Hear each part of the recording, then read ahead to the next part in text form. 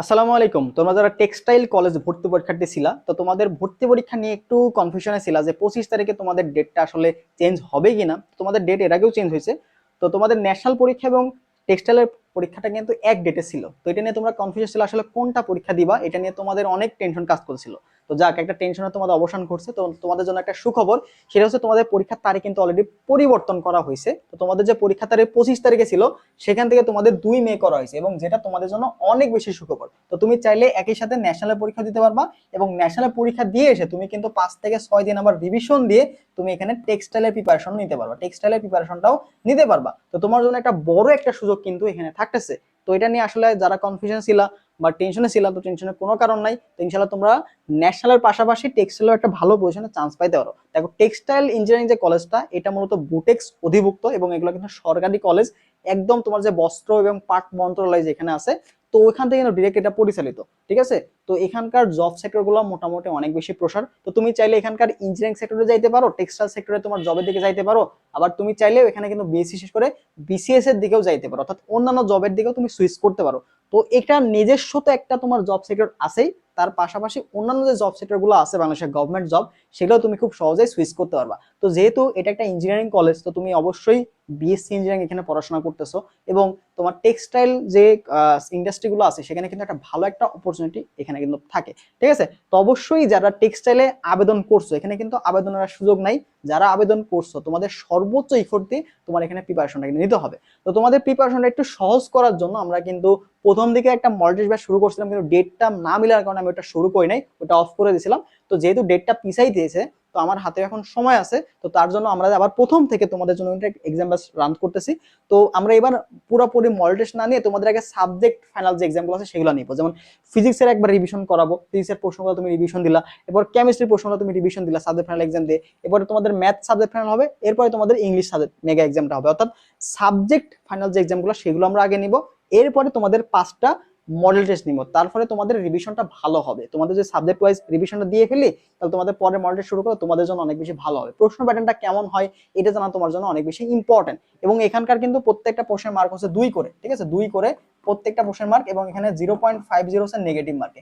তো আমাদের যে প্রশ্নগুলো থাকবে, তো এখানে আমরা সর্বোচ্চ চেষ্টা করব যেন প্রত্যেকটা প্রশ্নে তোমার 2 মার্ক করে, অর্থাৎ 200 মার্কের পরীক্ষা। আমাদের এখানে পরীক্ষাগুলো সবগুলো 100টা এমসিকিউ থাকবে। ঠিক আছে, প্রত্যেকটা পরীক্ষা এখানে 100টা করে এমসিকিউ থাকবে, এবং তোমাদের এখানে 200 মার্ক হবে। তো যেহেতু মেইন পরীক্ষায় তোমাদের 2 মার্ক করে থাকবে প্রত্যেকটা এমসিকিউতে, তো আমরা এখানে 200 মার্কের এমসিকিউ তোমাদের জন্য রাখতেছি। এবং আমরা কিন্তু আরো একটা জিনিস ইনক্লুড করছি এই ব্যাচে, সেটা হচ্ছে তোমাদের ম্যারাথন ক্লাসটা। ঠিক আছে, তো এখানে আমরা গুরুত্বপূর্ণ যে ফিজিক্স, ম্যাথ এবং কেমিস্ট্রির যে এমসিকিউ গুলো আছে, এটা যেন তোমাদের লাস্ট মিনিটে রিভিশন দেওয়ার জন্য, যেহেতু অনেকগুলো পরীক্ষা তোমরা দিছো, বাট এখানকার প্রশ্নটা একটু ডিফারেন্ট থাকে, কিছু একটু অমিল থাকে ভার্সিটি ইউনিটেড স্ট্যান্ডার্ডই। বাট যেগুলো ইম্পর্টেন্ট টাইপ বিগত বছর প্রশ্ন অ্যানালাইসিস করে ইম্পর্টেন্ট যে প্রশ্নগুলো আছে সেগুলো একবার তোমাদের রিভিশন দেওয়াবো। তাহলে কনসেপ্টটা তোমার একবার রিভিশন হয়ে গেল, এক্সামগুলোও তুমি দিলা, তাহলে মোটামুটি একটা ভালো কম্প্যাক্ট প্রিপারেশন তুমি অল্প সময়ের মধ্যে নিতে পারবা। ঠিক আছে। তো এটা আমরা চেষ্টা করছি তোমাদের জন্য দেওয়ার। তো এটার ফিটাও দেখো, তোমাদের অনেকে 100 টাকা পাঠাইতে গিয়ে কি হয়, 5 টাকা ফি কেটে নেয়। তো আমি আসলে 5 টাকা কমাই রাখছি, যেন তোমরা 95 টাকা, যেন বিকাশে এক্সট্রা করে তোমার 5 টাকা না কাটে। তো 95 টাকা দিয়ে তুমি এখানে এনরোল করতে পারবা। তো যারা এনরোল করতে চাও, তারা আমাদের যে হোয়াটসঅ্যাপ নাম্বার দেখতে পাচ্ছ, এটাতে একটু কষ্ট করে নক দিবা। ঠিক আছে, তাহলে আমি তোমাদের ডিটেলস এটাই। এখানে তোমার হচ্ছে 4টা সাবজেক্ট ফাইনাল হবে, শুরু হবে হচ্ছে 23 তারিখ থেকে। আগামী 23 তারিখ থেকে তোমাদের এখানে এক্সাম শুরু হবে, তারপরে আমরা শেষ করব 1 মে। ঠিক আছে। তো প্রথম এক্সাম ব্যাচটা আমরা রান করতে পারি না তোমাদের সময় স্বল্পতার জন্য। তো এবার যেহেতু ডেট চেঞ্জ করছে, তো আমরা অবশ্যই এটা একদম কন্টিনিউ রাখবো। তো যারা আমাদের এখানে ভর্তি হতে চাও বা মডেল টেস্টগুলো দিতে চাও, পাশাপাশি ম্যারাথন ক্লাসগুলোও লাগবে তোমাদের, এগুলো তোমাকে অনেক বেশি হেল্প করবে আশা করা যায়। তো এগুলো তুমি চাইলে এখানে ভর্তি হয়ে যেতে পারো মাত্র 95 টাকা দিয়ে। ঠিক আছে। আর এক্সামগুলো আমি যথেষ্ট স্ট্যান্ডার্ড রাখার চেষ্টা করবো, ইম্পর্টেন্ট কিছু প্রশ্ন ঠিক আছে এখানে রাখার চেষ্টা করবো। ফিজিক্সের যেমন সাবজেক্ট ফাইনাল এক্সাম হবে, তো ফিজিক্স প্রথম পদ দ্বিতীয় পদ যে গুরুত্বপূর্ণ যে টাইপগুলো থাকবে সেই টাইপগুলো নিয়ে এক্সাম নিব। কেমিস্ট্রি ক্ষেত্রেও সেম ভাবে গুরুত্বপূর্ণ টাইপগুলো নিয়ে এক্সাম নিব। ম্যাথের ক্ষেত্রে সেম ভাবে গুরুত্বপূর্ণ টাইপগুলো এক্সাম নিব। তো লাস্ট মোমেন্টে তুমি একটা বড়সড় একটা সময় পাচ্ছ, তো এই সময়টা যদি কাজে লাগাইতে পারো, তাহলে দেখবে যে টেক্সটাইলে তোমার খুব ভালো মতো প্রিপারেশন হয়ে গেছে। ঠিক আছে। তুমি এখানে কি করবা, কিভাবে প্রস্তুতি নিবা, এটা নিয়ে একটু যদি কথা বলি আমরা। তো এখানে তোমাদের কাজটা কি হবে, যে প্রথম কাজ সেটা হচ্ছে তোমাদের ভার্সিটি এমটের যে কোশ্চেন ব্যাংকটা আছে, এটা তুমি খুব ভালো করে পড়ে ফেলো। তোমার কাছে যদি টেক্সটাইলের কোশ্চেন ব্যাংক থাকে, এটা তোমার জন্য সবচেয়ে ভালো হয়।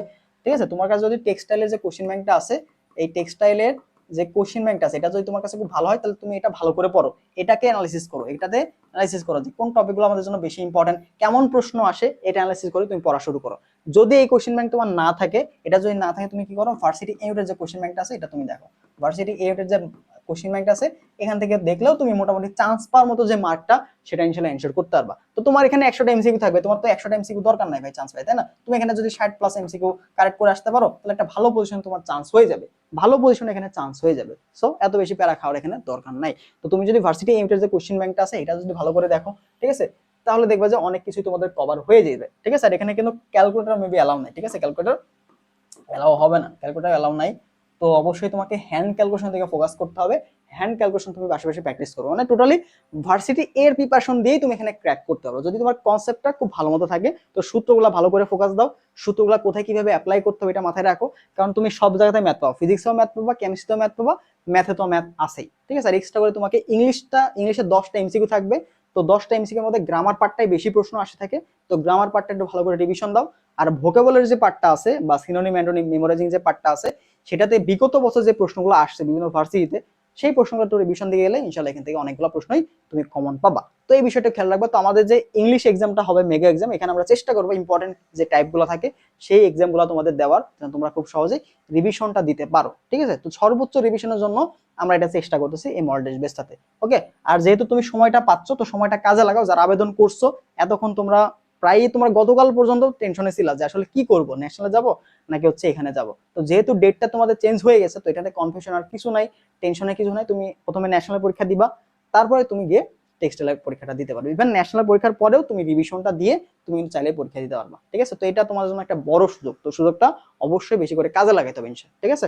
তো যারা ভালো করবা, ভালো করে প্রিপারেশন নিবা এই কয়দিন, দেখবে যে তুমি একটা টপ কলেজে ভালো একটা সাবজেক্ট নিয়ে পড়ার সুযোগ পাচ্ছ, ওকে। তো ভালো থাকো সবাই, আল্লাহ হাফেজ। যারা এক্সাম ভর্তি হবা কমেন্টে লিঙ্ক থাকবে সেখান থেকে ডিটেলস দেখে নাও। খোদা হাফেজ।